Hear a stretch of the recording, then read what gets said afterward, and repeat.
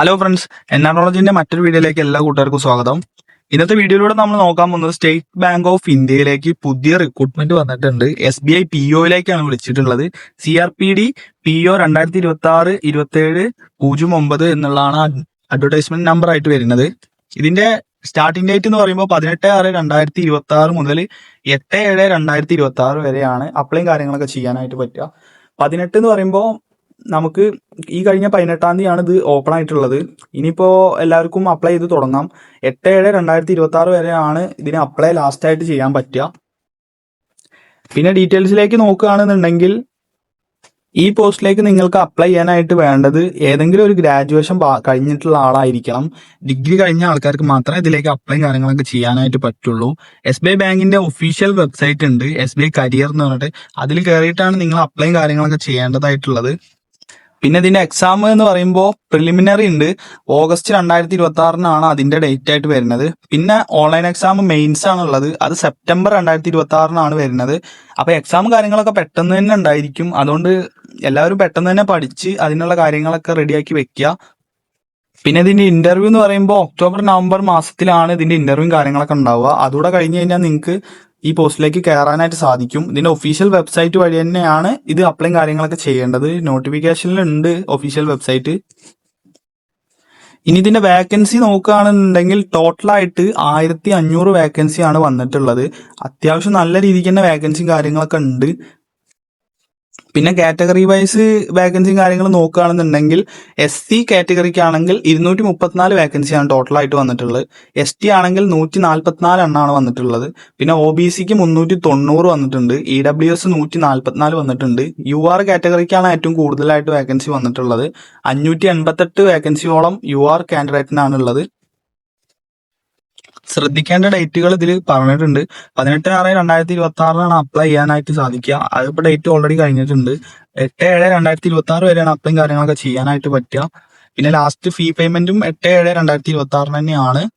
പിന്നെ പ്രധാനമായിട്ടും അപ്ലൈ ചെയ്യുന്ന ആൾക്കാർ ശ്രദ്ധിക്കേണ്ടത് ഇതിന്റെ പ്രിലിമിനറി എക്സാമിനേഷന്റെ കോൾ ലെറ്റർ വരും. അത് 2nd 3rd വീക്കിലായിട്ടാവും വരിക, ജൂലൈ. അപ്പൊ അതെല്ലാവരും ഒന്ന് ശ്രദ്ധിക്കുക. ആ ഡേറ്റിന് എല്ലാവരും സൈറ്റിൽ കയറിയിട്ട് ഒന്ന് ചെക്ക് ചെയ്യുക. പിന്നെ ഓൺലൈൻ ആയിട്ടുള്ള പ്രിലിമിനറി എക്സാമിനേഷൻ വരുന്നത് ഓഗസ്റ്റ് 2026 പറഞ്ഞു. പിന്നെ ഡിക്ലറേഷൻ റിസൾട്ട് ഇതിന്റെ വരുന്നത് ഓഗസ്റ്റ് സെപ്റ്റംബർ മാസത്തിലായിട്ട് പ്രിലിമിനറിന്റെ റിസൾട്ടും കാര്യങ്ങളും വരും. പിന്നെ മെയിൻസിന്റെ കോൾ ലെറ്റർ വരും. അത് ഓഗസ്റ്റ് സെപ്റ്റംബറിൽ തന്നെയാണ് വരിക. മെയിൻസിന്റെ എക്സാം പറഞ്ഞിട്ടുള്ളത് സെപ്റ്റംബർ മാസത്തിലാണ്. സെപ്റ്റംബർ 2026 തന്നെയാണ് എക്സാമും കാര്യങ്ങളും മെയിൻസിന്റെ പറഞ്ഞിട്ടുള്ളത്. പിന്നെ അതിന്റെ റിസൾട്ട് വരുന്നത് സെപ്റ്റംബർ ഒക്ടോബർ മാസത്തിലാവും റിസൾട്ടും കാര്യങ്ങളും വരിക. പിന്നെ കോൾ ലെറ്റർ ഇന്റർവ്യൂവിന് ഡൗൺലോഡ് ചെയ്യേണ്ടത് ഒക്ടോബർ നവംബർ മാസത്തിലാണ്. ഇന്റർവ്യൂ അതേ മാസത്തിൽ തന്നെ ഇന്റർവ്യൂ കാര്യങ്ങളും ഉണ്ടാവും. അതിന്റെ റിസൾട്ടും അതേ മാസത്തിൽ നവംബർ ഡിസംബർ മാസത്തിൽ അതിന്റെ റിസൾട്ടും വരും. പിന്നെ ഒരു പ്രീ എക്സാമിനേഷൻ ട്രെയിനിങ് ഉണ്ടായിരിക്കും. അത് നിങ്ങൾക്ക് ജൂലൈ 2026 അത് ഉണ്ടായിരിക്കുക. അതൊക്കെ അതിന്റെ വെബ്സൈറ്റിൽ തന്നെ അനൗൺസ് ചെയ്യുന്നതായിരിക്കും. പിന്നെ മെയിൻ ആയിട്ടുള്ള കാര്യം ഏജ് ലിമിറ്റ് ആണ്. 21 വയസ്സ് മുതൽ 30 വയസ്സ് വരെ ഉള്ളവർക്കാണ് ഇതിൽ അപ്ലൈ ചെയ്യാൻ പറ്റുക. അതായത് UR കാറ്റഗറിക്കാണ്. അൺറിസർവ്ഡ് ആയിട്ടുള്ള കാറ്റഗറിക്കാണ് ആ വയസ്സ്. പിന്നെ OBC കാറ്റഗറിക്ക് 3 വയസ്സിന്റെ ഇളവും SC ST കാൻഡിഡേറ്റിനാണെങ്കിൽ 5 വയസ്സിന്റെ ഇളവും ഉണ്ടായിരിക്കുന്നതാണ്.